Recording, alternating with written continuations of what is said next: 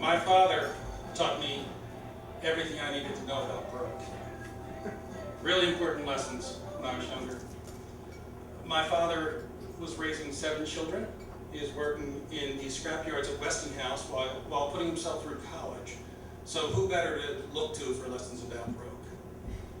The summer I turned 10, my father set me and my brothers up with a job. I was 10, Dennis was 11, Brian was 12. He bought us a can of white paint and a can of black paint. He bought us some metal stencils with numbers on them, and he made us a wooden frame to hold the stencils. And he sent us throughout the neighborhood, door to door, asking people if they would like their house number painted on the curb where they put their trash cans. We went door to door to door. Way back then, you may not believe this, Jim won't believe this because he knew me close to back then. I actually used to be cute. It's a long time ago. So I was a cute one, and I got to go door to door and just say, hey, for $2 we'll do this for you, right? Our first day of work, we made $30.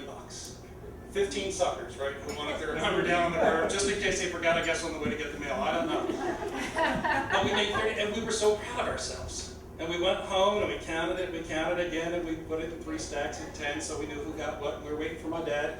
And he walked in, and we were full of ourselves and telling him, and he was proud of us too. And then he reached over and took 4 out of my stack, and 4 out of Dennis's stack, and 4 out of Brian's. He says, that's for the paint and the stencils. The wood frame was on me. My gift to you. So I learned a lesson about broke that day, and it was an important one, right? Because you're never that far away from it, and you can still get by. That's what I learned that day. I was such a good student that I spent years and years after that being broke. That's how well he taught me, right? There was an unwritten rule in my house. My father had paid for 12 years of parochial school for 7 children. And the unwritten rule was you would put yourself through college and you would go to college. Now, I didn't know what I wanted to do when I got to be that age. I knew I liked reading, and I dreamed that someday I'd write. So I came here to Westchester University and I studied English literature. Good thing I knew how to be broke, right? That's what I was set up for. Now when I got out of college, I found my first job. I bought my first car. I had to pay my rent, electric for the first time, telephone for the first time, beer on the weekends, all the utilities, right? I had to do that. And I was always broke, but I was always okay. In my mid-20s, I fell in love. And anyone old enough to be in a bar here knows love trumps broke, right? So I did the right thing. I got a second job at nighttime so I could save enough money to buy an engagement ring and 2 wedding bands. Worked at deluxe check printers, putting check requests through a machine. That's all I did for 4 hours, 3 nights a week, and they paid me money to do that. I couldn't believe it. But it let me do what I needed to do.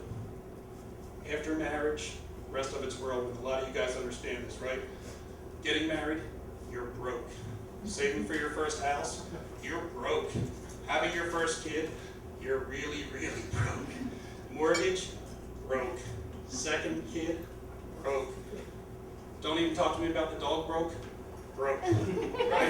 Went through all of those experiences, and then all of a sudden I realized something. Broke was a little bit further in the rearview mirror than it used to be, right? No more diapers, no more daycare costs, college loans are paid off, little pool of money here, little pool of money there for retirement, one for college savings for the kids.